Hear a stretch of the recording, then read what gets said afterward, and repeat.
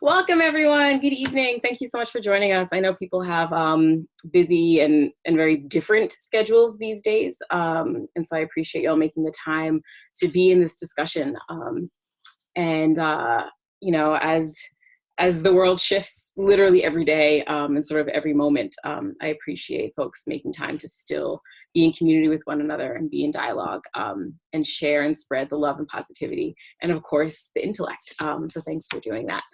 So for those who are joining us who are not panelists, this is our panel. We'll introduce you to our panelists in a moment. I am Lauren Kelly. Really excited to co-host this. This is our second webinar. We do this every year through the AERA Hip Hop Praxis, Pedagogy, Policies, Praxis, and Pedagogy Special Interest Group. And this is something we thought was really important, not only to keep the conversations going beyond the annual conference, but also to make sure that those who may not, be in attendance at the annual conference can still be in these important conversations about hip hop education. Tonight in particular, we really wanted to focus this discussion on research within hip hop education. I think there's a lot of conversation around practice. I know the hashtag Hip Hop Ed discussion that happens every week, and Ed is representing right now with this hoodie, is a really great resource to go to for practices and ideas and questions and conversations around the practice of hip hop education inside classroom spaces. And we also wanted to make sure that there's some robust dialogue around what specifically empirical research and scholarship looks like in hip hop ed, which is sometimes a little more amorphous. And so that's what we're doing here tonight.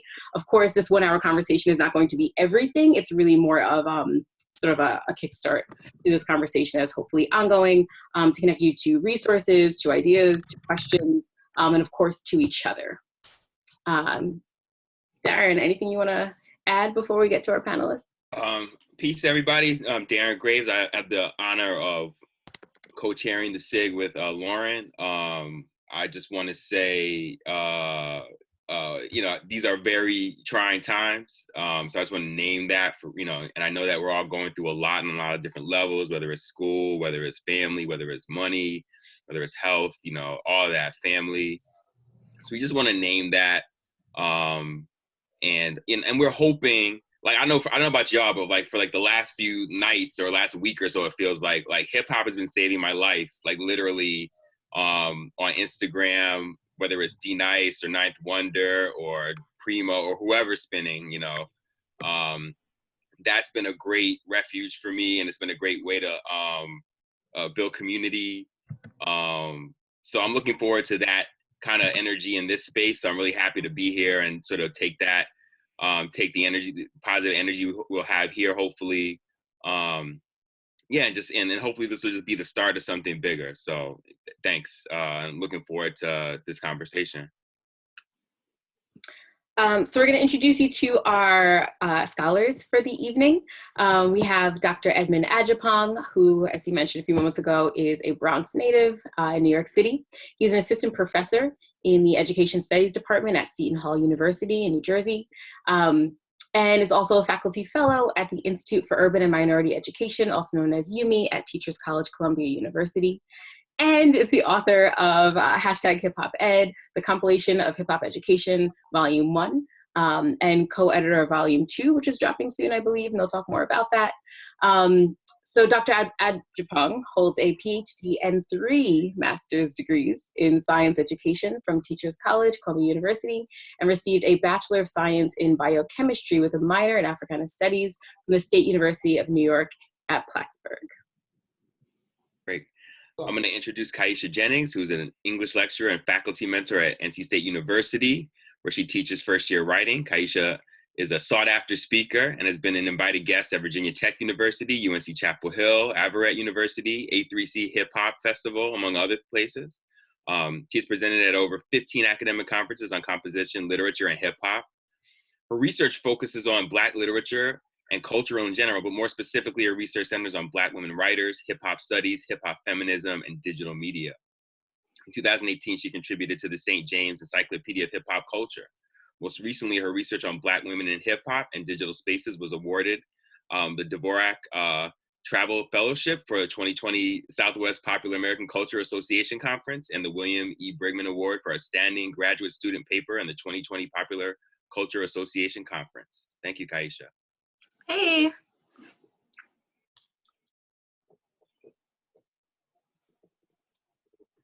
Sorry, everyone. Ian Levy is an assistant professor of school counseling at Manhattan College, New York City native, and former high school counselor in the South Bronx. Ian's research interests include the examination of mental health practices in urban schools, which entails interrogating the role of the school counselor and other school staff to ensure the emotional lives of young people are adequately addressed. Most notably, Dr. Levy piloted the development, implementation, and evaluation of a hip-hop-based counseling framework in urban schools. This particular hip-hop therapy program was featured on various news outlets, including the New York Times and CNN. In 2016, Dr. Levy was named the New York State School Counselor of the Year. In his current role as an academic, Dr. Levy remains focused on addressing the multifaceted roles of the school counselor as not only a direct provider of counseling services, but a counselor educator. In 2018, Dr. Levy was recognized as an emerging leader by the Association of Humanistic Counseling, and through his work at Manhattan College, Dr. Levy now engages in the formal training of school counselors in culturally sensitive counseling and pedagogical practices in schools. And I have the honor of introducing Dr. Sherell McArthur, who is an assistant professor of education at the University of Georgia. He identifies as a community-engaged scholar, and her research serves to transform and disrupt educational practices for Black girls and marginalized children and youth. She strives to shape the national conversation for educating Black girls who have been historically underserved and support the next generation of university students who are seeking practical, intellectual pathways to meet some of the most pressing challenges encountered in urban schools. Dr. Sherell McArthur. So thank you again, everyone, for being here tonight, attendees and our panelists. And one more thing I want to note before we get into our discussion is that what we specifically wanted to bring together tonight is a group of people who are doing really incredible and innovative research within the field of hip hop studies and hip hop education, but in subfields. And I think oftentimes for those who are a little bit sort of new to hip hop based education work, it seems like it's just this one monolith, right? Like it's all one thing. Like hip hop ed is just, there's one book on it, and if we read that, we all know it. And we want to make sure we're really clear that there's so many subfields within this, right? So for example, counseling, science ed, looking at Black feminism, looking at English ed, looking at, so all of these things are different facets, and we want to make sure that you know whose work to look at, right? Where to sort of start to go down the path of those subfields of hip hop ed. So our first question for all our panelists, and we'd like everyone to answer this. And just so you know, we are going to set a timer only to make sure we get through a lot of our questions tonight, not that there isn't so much to share. And of course, we want to hear from you. We'd like to hear about the research theories and or frameworks that really undergird your specific area of research. And connected to that question, how you think about and write about your own positionality in terms of the research, right? And of course, that's different for everyone. So we want to hear about how do you conceptualize that and then articulate it in your scholarship. And I don't know if we have a volunteer to go first, but. So I'll go first. I teach primarily first year writing, but I'm a PhD student in the literature program. So what I do in a classroom is a lot different than the ways in which I engage in hip hop discourse in the broader academy through my research. So in a classroom, I'm using a social justice framework that has been informed in a more practical manner than a theoretical manner. And so this is by attending academic conferences about hip hop, like Urban Words, Preemptive Education Conference, the University of Wisconsin-Madison, the Hip Hop in the Heartland, Dr. Elaine Richardson's Hip Hop Literacies Conference, Words, Beats, and Life, they have a Hip Hop Studies Conference, and of course the Hip Hop Ed Chat on Twitter.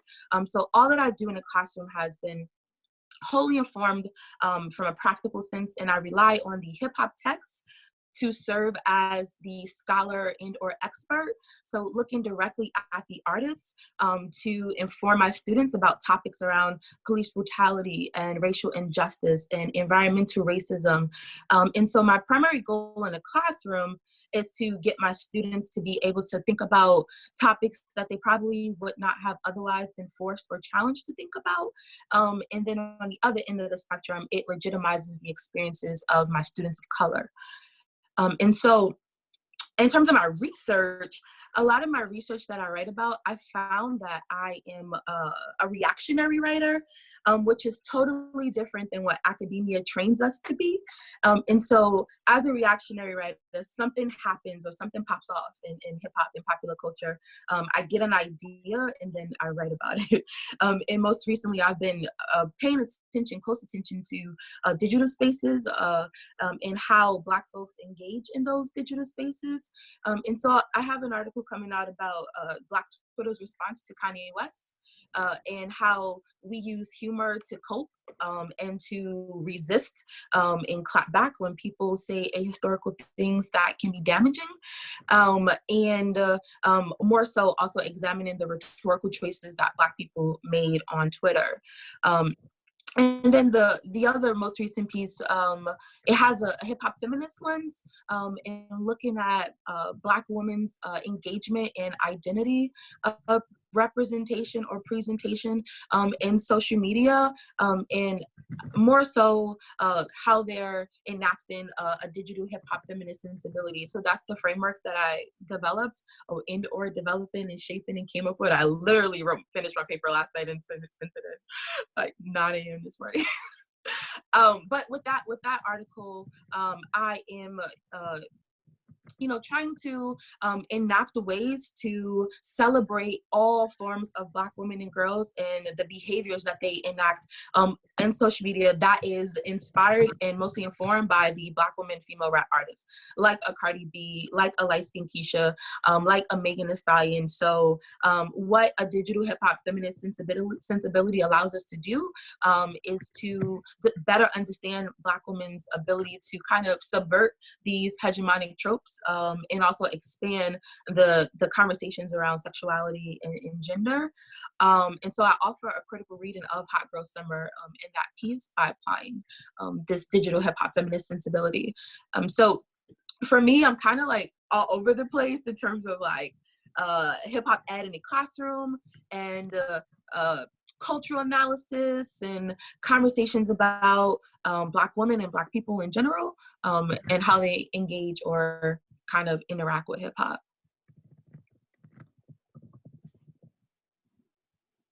Thank you so much.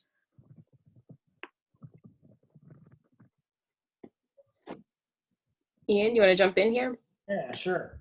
So my research is kind of anchored in the field of counseling, and a lot of it stems from the direct work I did as a school counselor and now as a counselor educator, right? So I have been for quite some time developing a framework, a counseling framework called Hip Hop and Spoken Word Therapy, which is rooted in some age-old practices within counseling that need to be critiqued. And so I pull from like a person-centered therapy, which is Carl Rogers in the 50s and 60s originally. It's that humanistic counseling approach.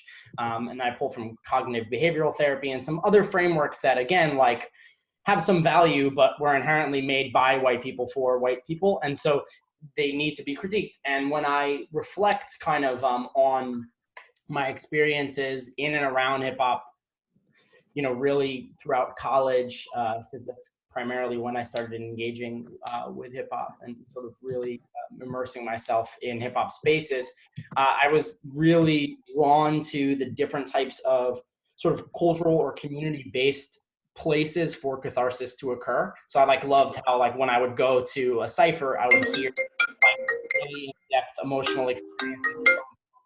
And I'd walk away from ciphers knowing all of these really vulnerable experiences that people had had.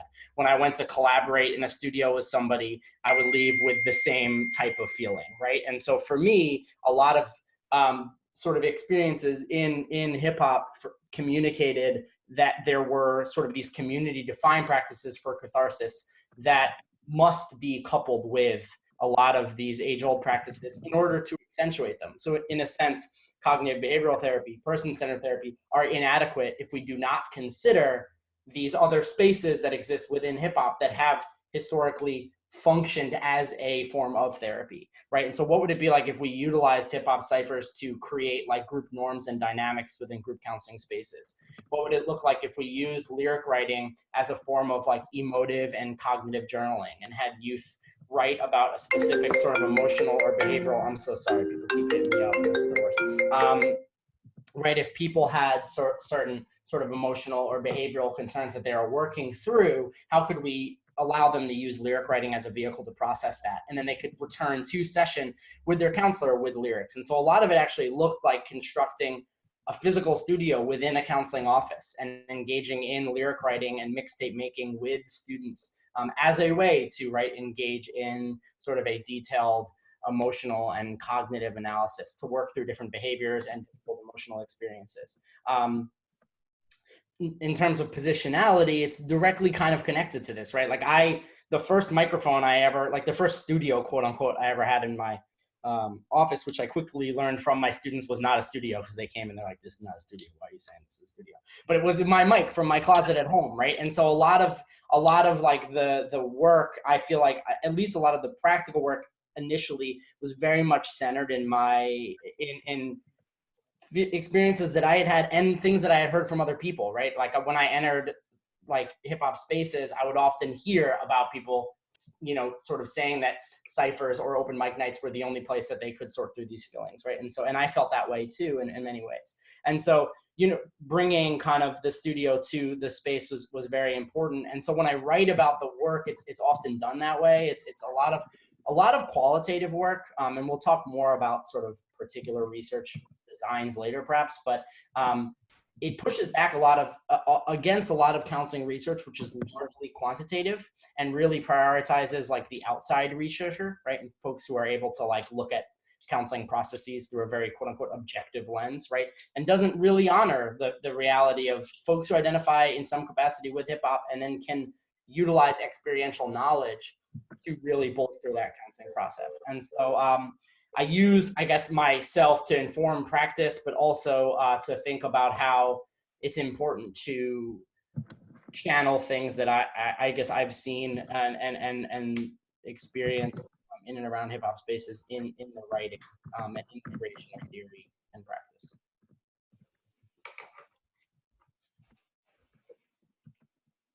I'll jump in. My research primarily focuses on, I guess I work in like 3 different spaces, I would say. I work in teacher education primarily. A lot of my work also kind of delves into youth development work and obviously K through 12 work. And there's a lot of intersections between all those like kind of subfields of ed and education. But, you know, in my research and my work primarily, I developed a framework for hip hop pedagogy, like utilizing hip hop as a tool for teaching and educating young people in schools and in classrooms. And I remember this is my research and my dissertation research. I'm still working on it. I'm pushing because I'm really trying to figure out and move from this idea of theory and kind of carve out more prescribed practices around this pedagogy. And I think in my work, what I really like to look at, I look at hip hop culture and I look like the historical aspects of hip hop. So my work is really tied to like the creative elements of hip hop. Because I think that's the core of hip hop, right? Regardless of where we go, no matter how consumerized and consumer-based hip hop gets, we can always get back to the core and those 5 core elements of hip hop.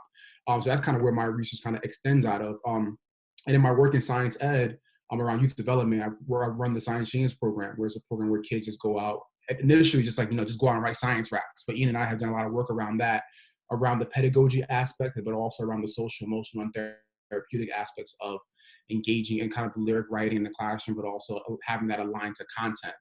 And I think about theory, like frameworks and theory that really pushes and guides my work. When I was writing my dissertation, I used a lot of social cultural framings to support my work, and all those, they work, right? I could use Vygotsky, I could use Burt, I could use Coleman, and all those things in my work. But I'm really trying to push to have hip hop pedagogy stand as a framework on its own, right? Because I believe that it could do so. And my work is in translating that theory of practice where I'm at and out in the work. And in terms of positionality, I always tell people that if it wasn't for hip hop, I wouldn't be here. I wouldn't have a PhD.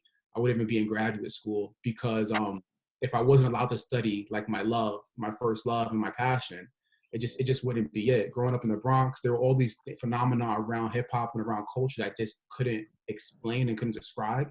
but it was so intuitive. And as a scholar and as an educator, I realized that my students, I taught in the same community where I grew up in the Bronx, that they had the similar connections to hip hop that I had, although we're from different generations, and there were some differences as well. And all those things were really intriguing to me. So that really kind of got me thinking about, like, how can I utilize and utilize hip hop culture as a framework for teaching and to engage young people in their work, in whatever content area it is. So what just happened to happen in the science classroom, but I'm really looking at this work across all content areas and all across, K through 12 settings.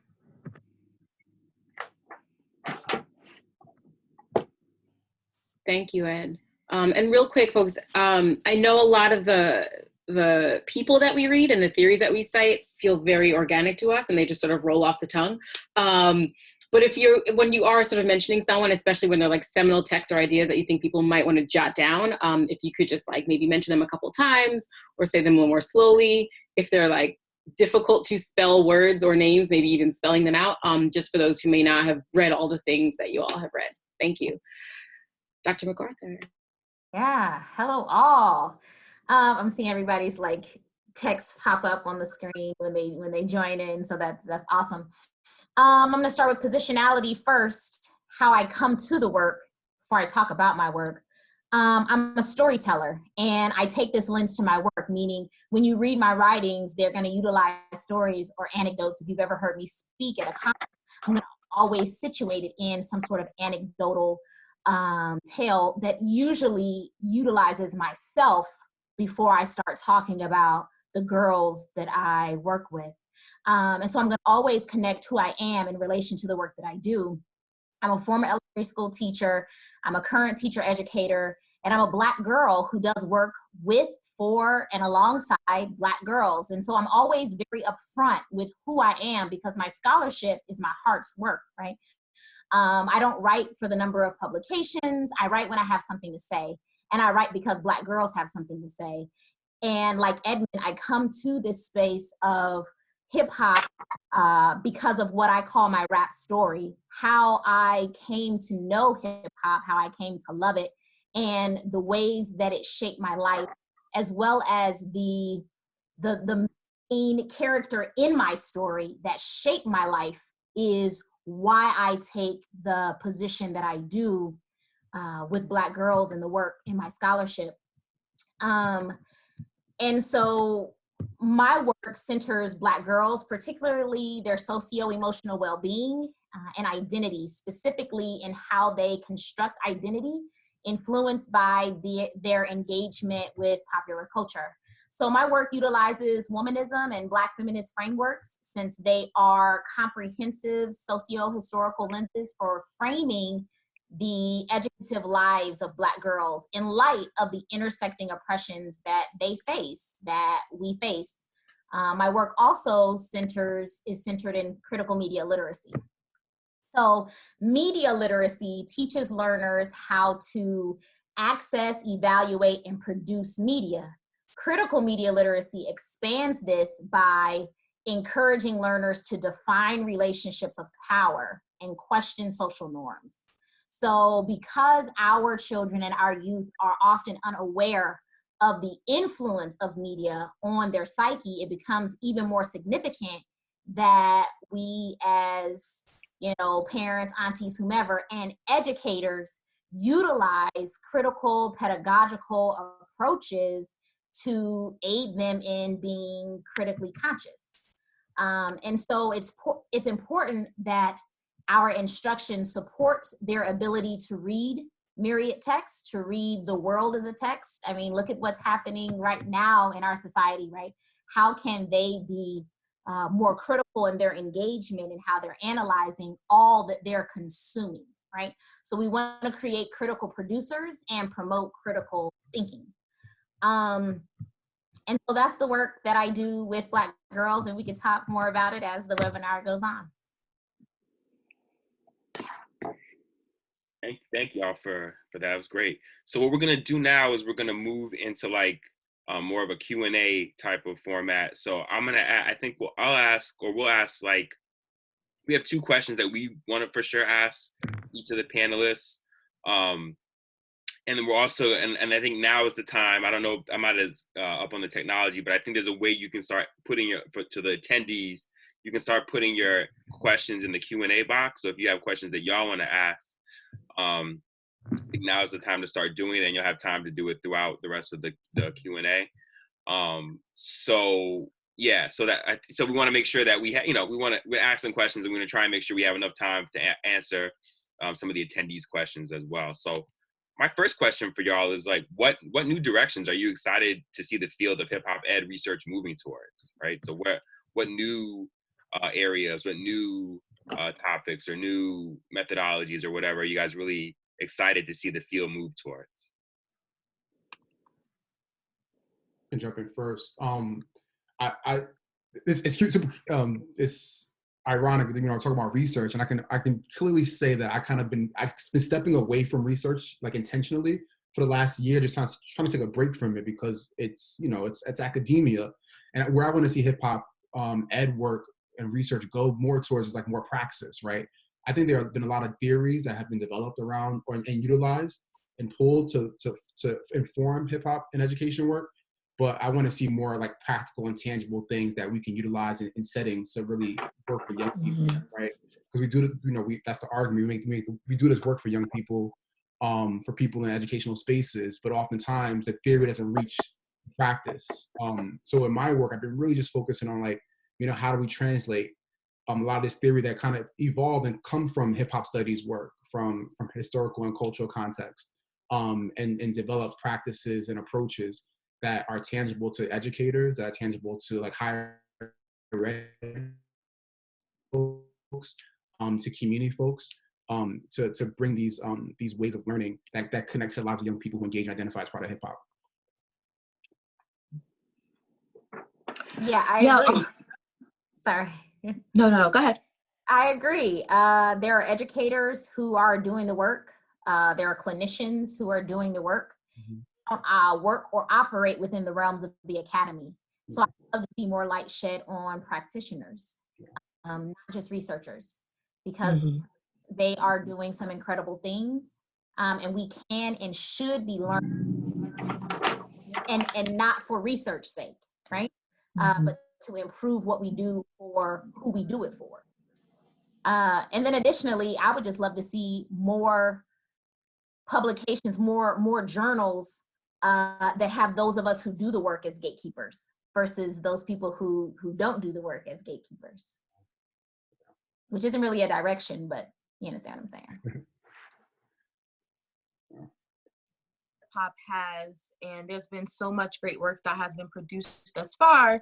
I'm really interested in more innovative ways to engage youth in other disciplines, like how can we connect or merge hip hop ed with teaching youth about financial literacy? How can we have this like cross-disciplinary approach with business and hip hop ed? And I think about the ways in which in my personal life I interact in hip hop spaces, and there was so much that I didn't know. So had I known that I could have been a festival production person, or a festival curator, or a marketing person in hip hop, I probably would have a different career path, right? So how can we have conversations about like business models in hip hop and get youth to see hip hop as more than just a space to solely rap? I'm also thinking about what other cultural products can be valuable as hip hop texts. So how can we merge production in hip hop with hip hop based education? So the beat making process, there's this genealogy through other genres of music that could be of value to explore. There's ways in which to talk about like beats and healing. Just came out with an album. RZA just came out with RZA just came out with an album of just sonic melodies of healing. So what other cultural productions can be valuable as hip hop texts? And then how can we have the youth actually be co-creators opposed to just subjects? Like how can we have them be co-creators with us in all that we're doing, opposed to just folks that we study, right? Yeah, I think that's dope. I'm thinking a lot about just like YPAR work and how we can align more thoughtfully, like youth participatory action research with a lot of hip hop based approaches to actually let youth create and actually do that research, right? And like, how dope would it be if we flipped our spaces and our sort of, I guess, like platforms to have youth like be first authors on joints we're submitting to papers, right? And so like, I think that there is like a lot of value in the practical piece. And I think that I don't want it to seem binary, right? I think like we need to develop practice and we need folks to really understand how to engage in hip hop based practice in a variety of different ways. We also need to be measuring that and like evaluating that and writing about that as we do it. Like for me, it seems as like a, you know, there's a lot of value in, and I know that we all do this work in many ways, right? In partnering with practitioners to pen manuscripts about the practical work that's happening, right? So we can simultaneously be developing research that is reflective of what's happening on a practical level, because we need to do that because there's a lot of like, essentially a lot of trash coming out in journal articles that people are reading and thinking is the work and then going to enact. And so like, if we really want to do this, like we got to do both. And like, and I, you know, and I know we all know that, so I know I'm preaching the choir in many ways, but I just, and that's kind of where my head's been at. Is just like, I want to do very practical work and partner with school counselors, with teachers who are trying to do really cool, like social emotional learning work in classroom spaces with that career development piece that was mentioned. That career development piece is so huge. We talk about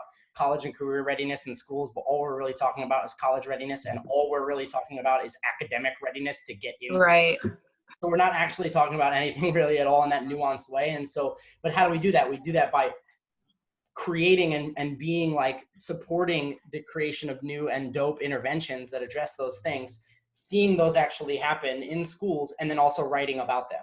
And then bringing those back to our graduate programs or undergraduate programs and providing that to future folks within the field, right? So that they understand this work and then can develop. But like, that's what has to happen. And I feel like that all of it is valuable. It just needs to be really thoughtful and really connected. And that's a challenge, right? It's, as we know, it's not always easy to walk into a school, support an intervention, and gather really rich data and go write a paper and get it accepted. Like, that sounds super idealistic. Like, that's a very difficult process. But that, if that can happen, I think that's, you know, and if there are more pipelines to allow that to happen, like, I'm all about it. You all, thank you for these ideas and challenges. And I think, especially what you just said, Ian, I think it reminds me of what Edmund said a few minutes ago about a lot of the scholarship that's out there is very theoretically based and sort of only sitting in theory, right? And I imagine, Ian, this is sort of what you're speaking to, where you're like, you read a lot of things and it's like more theories and more ideas about like why we should be doing hip hop ed, why it's a thing, why we should do more of it. But exactly what you said, that the practice, it almost seems like there's this gap, right? There's practice happening in people's classrooms. There's scholarship coming out about how people should do the practices. But I think it seems like that marriage is missing, right? Like, is there enough scholarship that talks about the actual practices? And so a quick follow-up question that I have for you all is, how do we get there, right? And I imagine, I think, again, Ian, this is what you're speaking to, a part of the challenge of this work is that you're so busy sort of on the ground doing it that it's hard to have time to write, you know, to create a 5 or 7 year longitudinal study about like how this group of students who were engaged in hip hop therapy in their school classrooms, what does that mean for them post high school? What does that mean for their careers? What does that mean for them, you know, in college or in their artistic life? I off the top of my head can't think of any longitudinal studies that look at hip hop ed work. And so how do we get to a place where we have some really robust empirical research that highlights these practices in ways that don't just sit in the theory, but that help people's classrooms?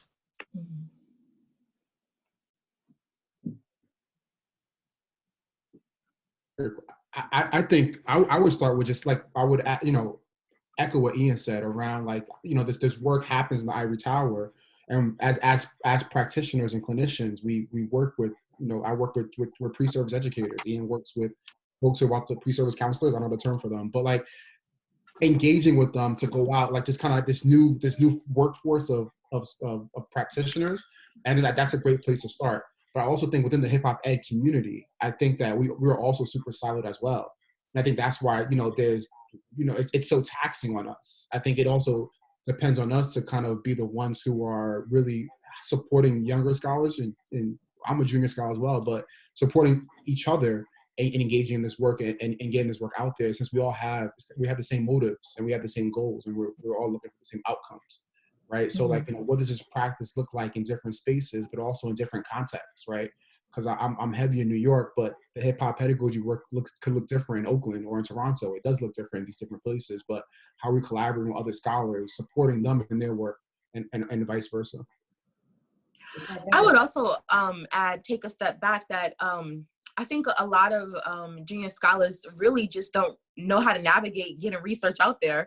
And I think there needs to be like support and conversation around like how to get your research out there, how to start with the actual process of writing a research article, and the encouragement. It's kind of like a PhD program in some ways. You're left to kind of figure out on your own once you graduate, and sometimes even while you're in this space, because the professors, their focus is on their class, right? And the stuff that they're doing in their class may not necessarily align with what you're doing. So I think just support around the different types of research articles that one could produce, and then the ways in which to navigate, and also to like decrease the fear and anxiety around publication, because there's so much negative talk about what the research process looks like or feels like. So I think that could be a good starting place to even encourage folks to want to produce what they're doing in the classroom. That's great, thank you. And it really is a nice segue into our next question, which I think, Kaisha, you already answered for yourself, and maybe other folks can take it on. Is like, how do you help? So there are not many or any journals of hip hop education, right? And so a lot of the places that we're trying to publish in are other journals that other journals, right? And so my question for the group is, how do you help those journals? And it'll be different for each of you, of course, there's different fields maybe, but how do you help the journals see the connection between what they see their journal is about and and the hip hop ed angle that you're bringing to it? Does that make sense? Yes, it makes sense. As a reviewer for the Hip Hop SIG, as well as for journals, many and too many scholars are leaving big gaps for the reader to fill in. The author themselves is expecting for the reader to just make the connection. You picked up this article from X journal, you figure out how what I'm saying would connect, right? That's how these proposals are coming through. It's important that we as writers understand clearly what the connection is between our work and where we're submitting the work for publication, and make those connections in the writing.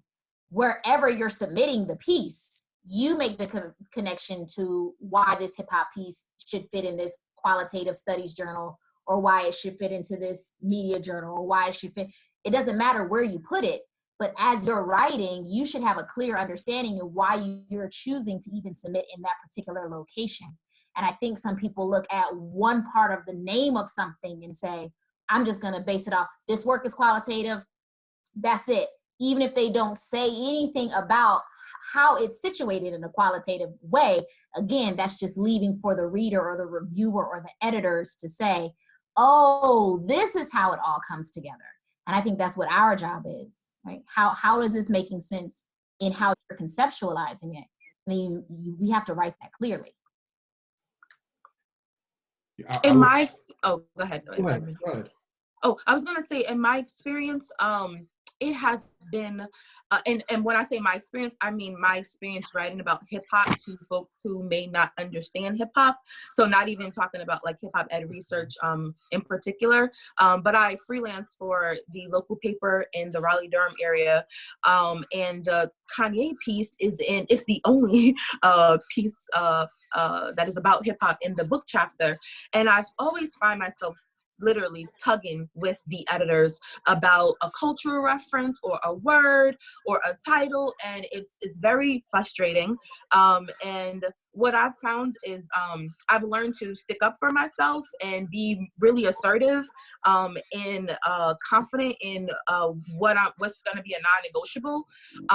And then I've also relied on allies And so when I say ally, I mean, I have a scholar who is a young white girl and a woman, and she helps me figure out how to translate what the white people say that when they don't get it.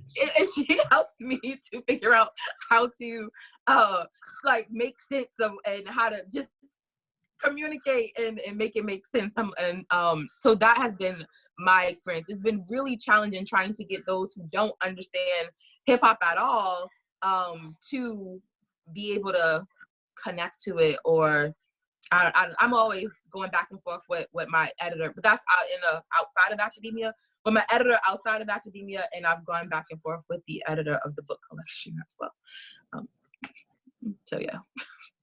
Yeah, you know, I would add, you know, we have to just spell it out for folks around the work that we're trying to persuade and trying to put out, right? You have to pretend people don't know anything what you're talking about. Like, people don't know anything about hip hop because they don't oftentimes. And then when you don't really, if you don't give them the full narrative, they'll create a narrative for you, right? And then that's when your work becomes bastardized, and it becomes like, you know, you publish a paper, and then you see somebody engaging in your work, and like, this is not how I imagined it to be, right? So we have to be very intentional. And then because we're doing hip hop work, and because people have so many perceptions of what hip hop is, we kind of have to work twice as hard around this when we're putting stuff out, and really lay things out as clear and simple as possible to give the reader like a full and deep understanding, right? Because I think what I've come to realize and over the last couple of years is that we all come to hip hop, and we all come to hip hop from different spaces, from different experiences.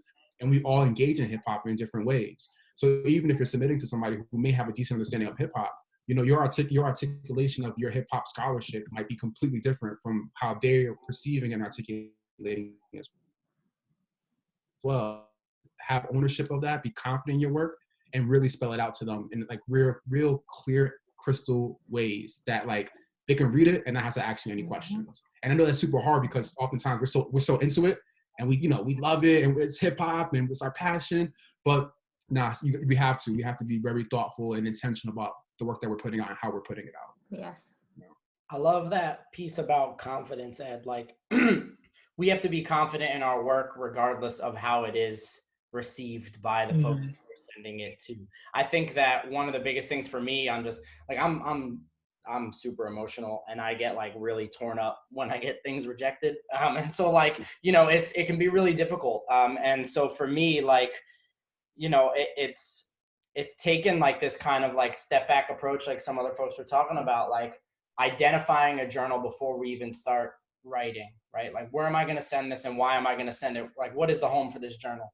And really kind of like eyeing it. It's almost like, but like with a purpose, right? So like I started as a counselor educator, and I was like, yo, I got to send a journal to the Journal of Counselor Education and Supervision, because I want to get a joint in there so people see me as a counselor educator. Like, that's what I told myself, right? So I was like, all right, I did a pop and study. I got a premier scholar in the field to co-author it with me. Just take my word for it. It was a dope study. I submitted it to the journal, and it got desk rejected in 2 weeks, which means it didn't even get under review, right? And the feedback off like immediately, and I know this was like tailor-made for this journal, was this approach seems cool, but it's too specific, right? Which is like coded language for like, I don't understand hip hop, and like, I don't want this in my journal. But like, it was tailor-made for that thing, right? And so like, really, I got really beaten up by it. And so like, sometimes in my experience, it's been really two responses. Either like, wow, this is so innovative and cool, we want it in our journal, or I don't get why this is valuable at all. And and it's been really difficult to work within that place, it particularly emotionally and mentally, because you gotta put up with it. And then not to mention, like, I just got a thing approved today, thank goodness. 10 months of waiting between revisions, but 10 months of waiting, like 4.5 months, and then I submitted it and waited another 5.5 months. Like, so it's like, these things are like, the game is crazy, and like, it's so easy to get like just so fed up and want to leave it. But you know, we got such dope work to do, and so like, I don't know how we stay in it, but we have to. And so that's just my thought. It's really emotional, it's hard, and like, know your stuff is dope and it'll land somewhere. And I would like to add to that,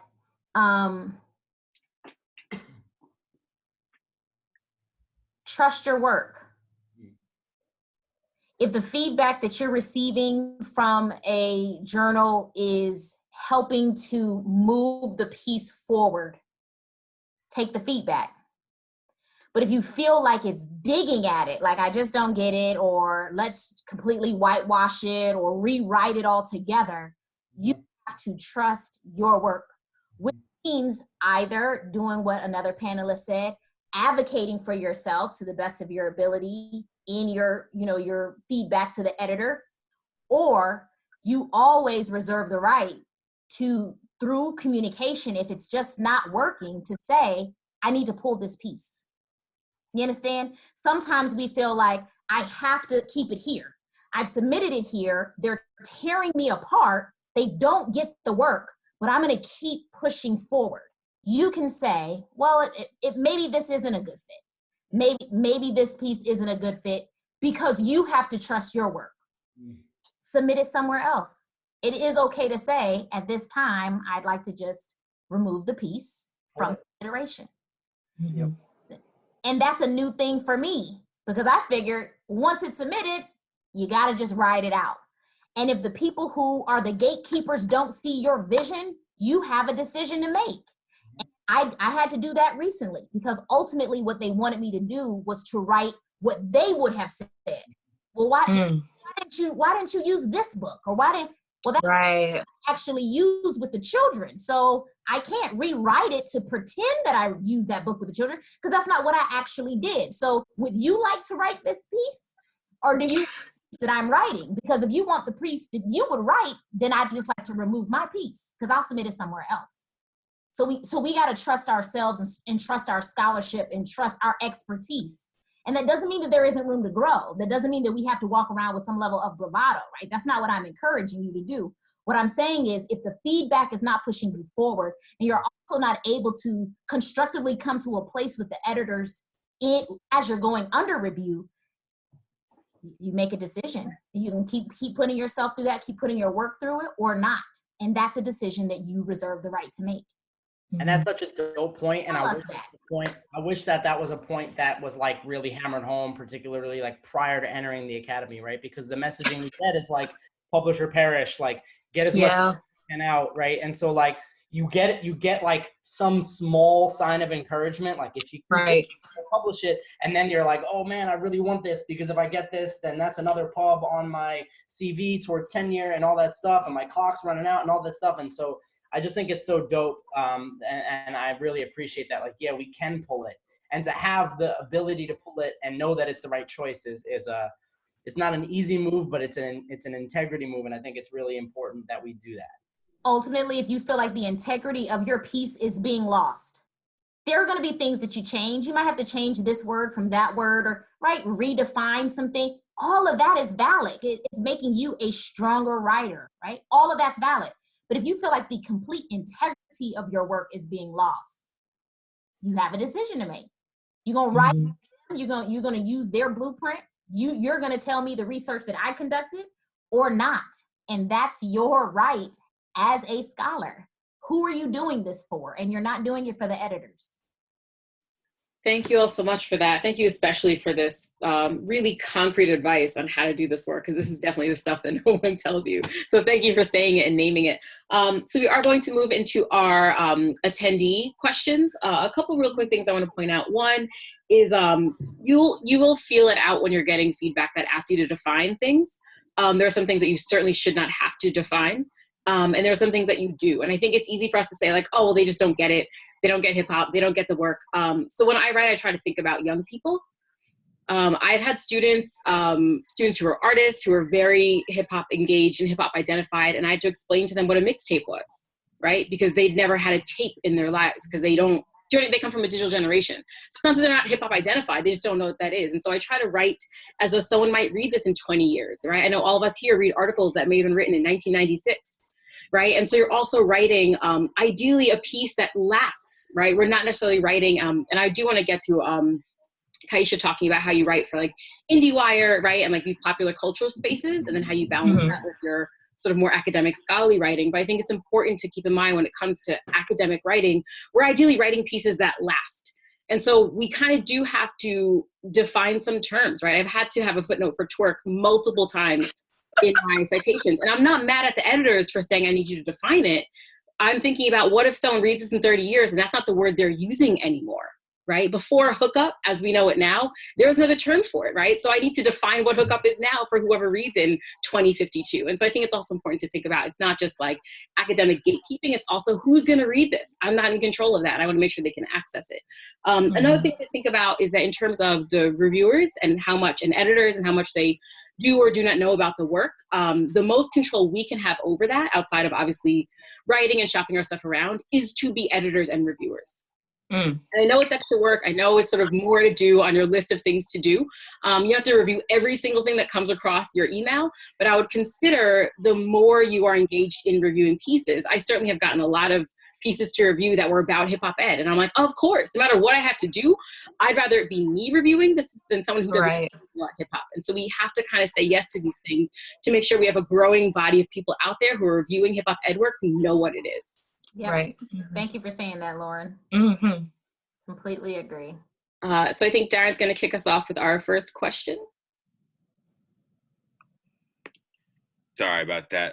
I would also encourage, I think the panelists can also, if you see some of the Q&A questions, so I would also just encourage y'all to just take a peek at some of them. I don't know if we're going to be able to get a chance to go to all of them, but I'm going to go with Adam's question first. It says, much like rap music, as it gets further commodified, it gets diluted and becomes something different. How do we address the possible diluting of authentic frequency root that hip hop brings to the ed spaces, and in my opinion, must maintain to continue its critical impact on education? Y'all got it? So how do we make sure hip hop doesn't get diluted when it enters this like really institutionalized, historically white space? Yeah, for me, I think that means just making sure that your hip hop work has a critical lens to it. Like hip hop at its core is critical, and it gives voice to marginalized groups and groups who have been pushed to the margin of society. So, I think there's not much we can do around other folks commodifying hip hop work, right? Except for we have to put out really good work, rigorous work that really denotes what hip hop is and how hip hop was conceived and what hip hop is meant to be, and have the impact that hip hop has had in the lives of many folks who identify as part of the culture. I think it's also important to not call out, but identify what it's not. So I remember when Braun Academy, he went viral for doing the dancing with the students, and there was a big conversation about like if that it was hip hop ed or not. And I forget who says it, but it's like, hip hop ed is not just press and play and playing hip hop music in a classroom and voila, right? Or putting a quote of a hip hop song and on your classroom board and then voila. So I think it's also important to kind of engage in conversation to kind of point out, to strengthen, not to kind of like, be mean about it, but to say, hey, this is not hip hop ed, and here's why, right? This is what it should look like. This is what it should do. This is something different, right? It's not that it's all bad, but it's not necessarily hip hop based education.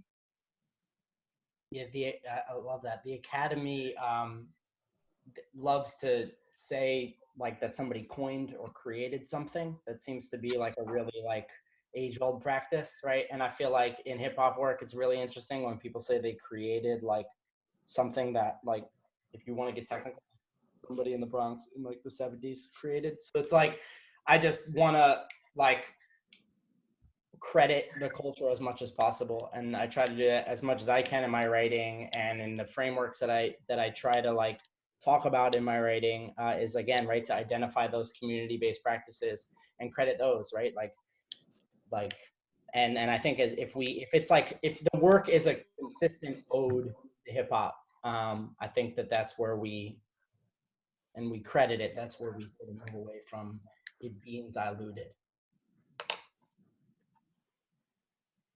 So we're going to move on to our next question in the interest of time. It comes from Renita Washington. And I think this is a question that a lot of folks have, and a lot of why we don't see as much research around it. So Renita is attended Trinity and is writing from Connecticut, I believe, organizes the hip hop, the Trinity College International Temple of Hip Hop Festival, and is asking, how do people use hip hop ed to support and engage with younger students, specifically, she wrote 0 to 4, but I imagine even, I would say, early elementary and elementary school as well, because I think the work mostly, especially the research, lives in sort of the secondary and post-secondary ed spaces. So what work do you know of, if anything, that focuses on younger children? And can you share any resources we should be looking at? So a couple of years ago, I think it was 2015, 2016, I volunteered at an elementary school here and started a program called Writing Through Hip Hop for 4th, 5th graders, 3rd, 4th, and 5th graders. And so what I did with them was to try to get them to engage with like the sensibilities of hip hop and the elements of hip hop. So we did a lot of, they learned about the core elements, and then I brought in practitioners. So I brought in a DJ, so they got to learn about like how to DJ, the historical aspect of DJing and the turntables. I brought in a producer, and they got to like play with his beat machine and make a beat.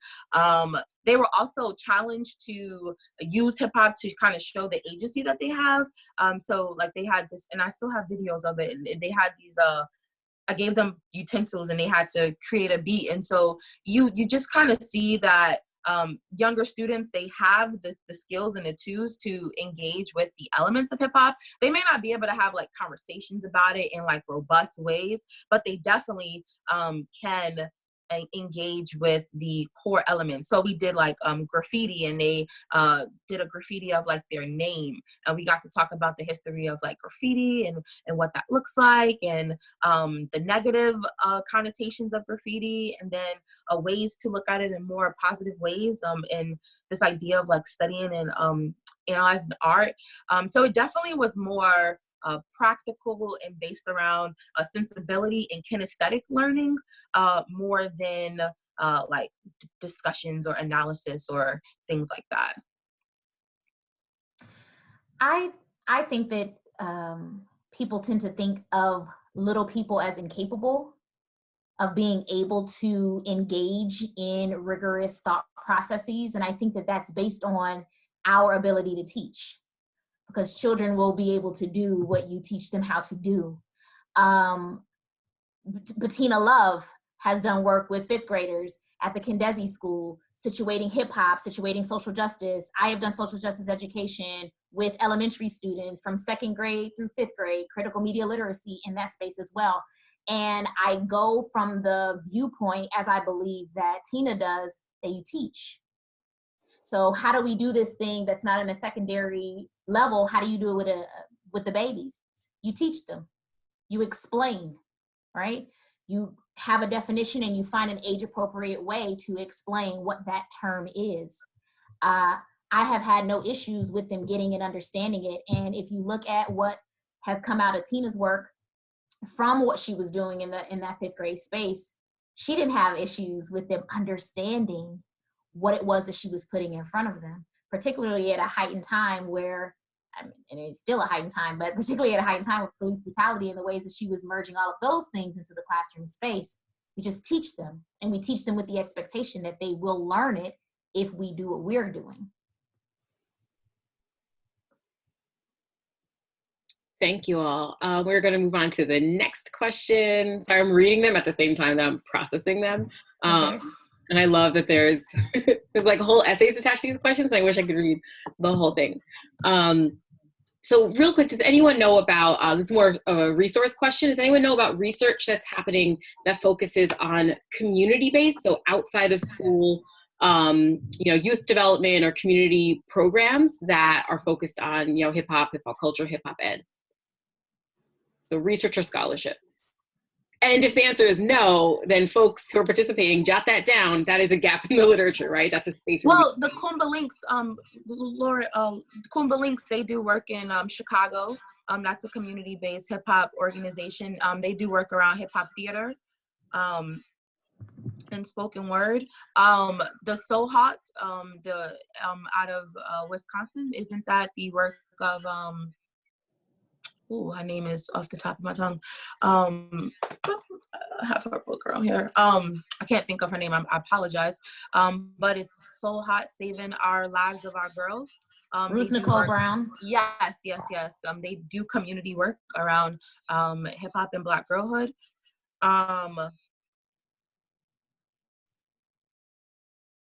Isn't Urban Word a community program, Lauren? The work that they do with spoken word and hip hop in New York. We have Zoomix. We have Zoomix in Boston. That's in particular.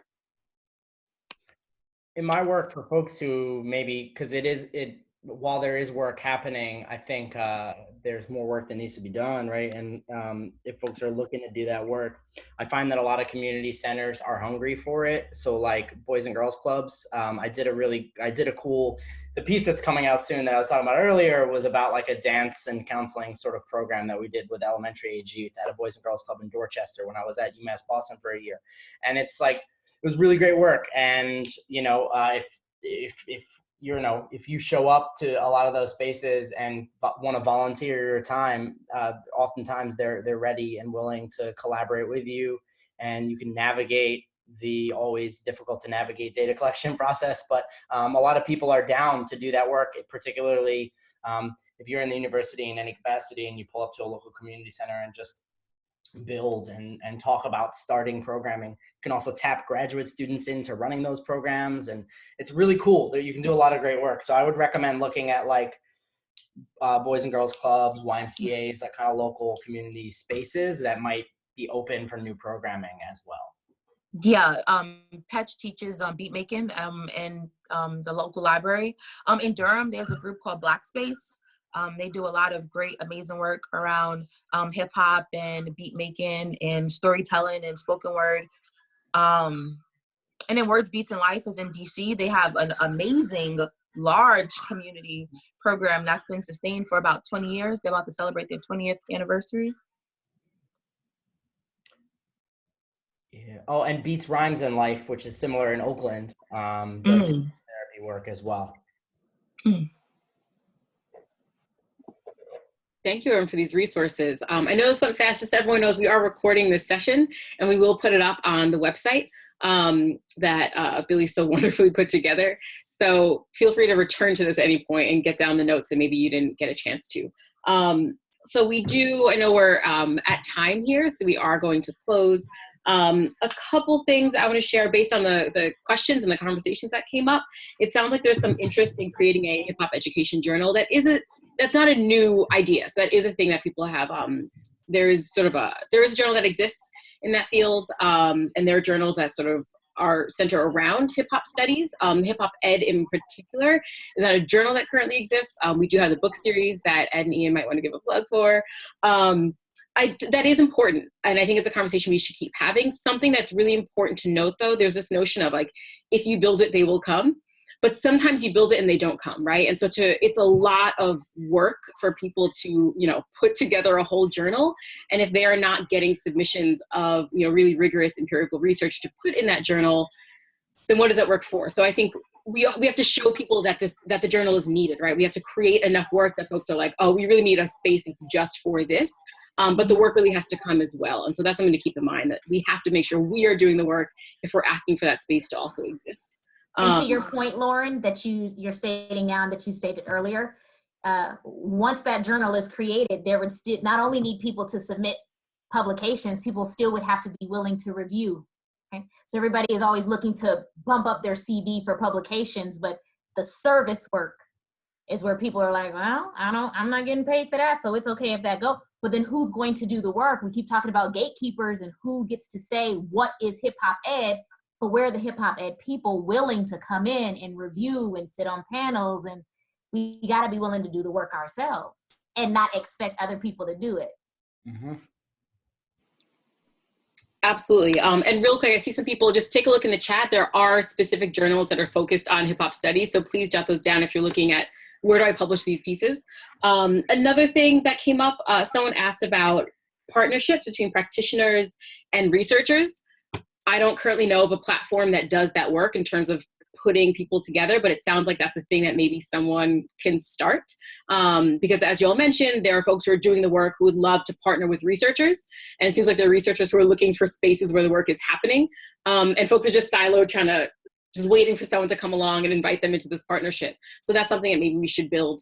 And another thing that we are building through the AERA Hip Hop SIG is a mentorship program. And so we are trying to partner those who are early career, who are grad students, who are recently post-grad, to partner with those who have been doing hip hop ed research to do the very thing that Kyesha mentioned, which is how do we do this, right? What are some of the tips, some of the guides? Some people have that mentorship because they may have happened to have had a professor who is in the hip hop studies field, but most people don't. And so that is a thing that we are building, and so look out for that. Yeah, is it okay if I say just a few things and I'll let us go? One is I would encourage our panelists, if you feel so comfortable, to just put your any social media info that you want to put out there. So if you people, Twitter or whatever, if you want, so people can, maybe interact with you moving forward. So I'd say that in the chat, I put our Twitter, our SIG Twitter and Instagram accounts. So I'll say that. I'm forgetting everything I wanted to say. I put the link to our Spotify playlist in the chat as well. There was something else. I'm losing it, but I'm just gonna end it on that. I don't know, but thank y'all for showing up. Oh, thank y'all for showing up. Hopefully we'll be able to continue this. We're gonna put, like you said, Lawrence said, we'll put this on the website. We're gonna try and continue this moving forward. And stay well, y'all. I think if you go on Instagram, D Nice, I think it's still going for sure. Talib Kweli, if you're on that tip, is gonna do a lot of lyrical hip hop tonight, starting at 8. I think he already started. Awesome. So check that out. Yeah, let's just keep building. Real quick, I just want to do like a drink champ kind of thing. If each of our panelists, if you have something you want to promote, something that you just dropped, any sort of final ideas or resources you want to leave us with before we sign off? Ian, we'll start with you. Oh, yeah. Edmund and I have a book coming soon. We don't know the exact date yet, but it's coming really soon. And it's a second compilation of the Hip Hop Ed series. It's an edited volume, right? So we just edited it, but it features a bunch of really amazing chapters from folks within the field. And so just kind of be on the lookout for that. Hopefully in April, but can't guarantee a particular date. Thank you. Sherell.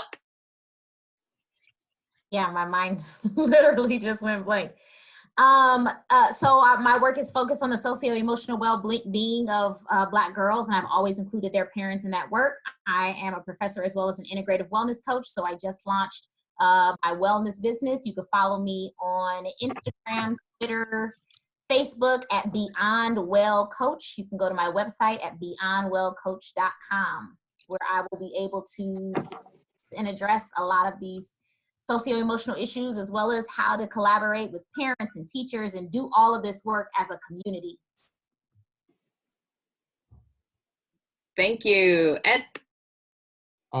Echo Ian, we have a book, volume 2 of the Hip Hop Ed compilation series is coming out in a few weeks or so. And then, we have a book series. Hip Hop Ed has a book series. If you go to hiphoped.com/book series, those of you working on dissertations, you can turn those into books. We do a lot of edited volumes, and we really just want to promote and amplify the voice of like young scholars and practitioners in particular and students. So definitely keep your eye out on that and submit a proposal. Holler at me if you have any questions. Thank you. And Kyesha. I have 2 pieces coming out. The Kanye piece, Wake Up Mr. West, how Black Twitter or something about responding to Kanye. That's going to be in a book chapter titled #Activism. And then the City Girls, Hot Girls, and the Reimagining of Black Women in Hip Hop and Digital Spaces is coming out in the inaugural issue of the Hip Hop Global Journal Studies. So, yeah, awesome. That'll be out soon. Thank you all. Thank you all so much for joining us tonight. Thank you all for these questions, for doing this work. As I think is very clear from tonight, we have a lot of work to do and a lot of really beautiful spaces to partner with each other and to work together and to build something that, as Ian was saying earlier, resists some of the things that have been oppressive to our communities and to some of the work we're trying to do. So thank you, Daren, thank you panelists, and everyone be well and be safe. Well, yeah. Thank you guys.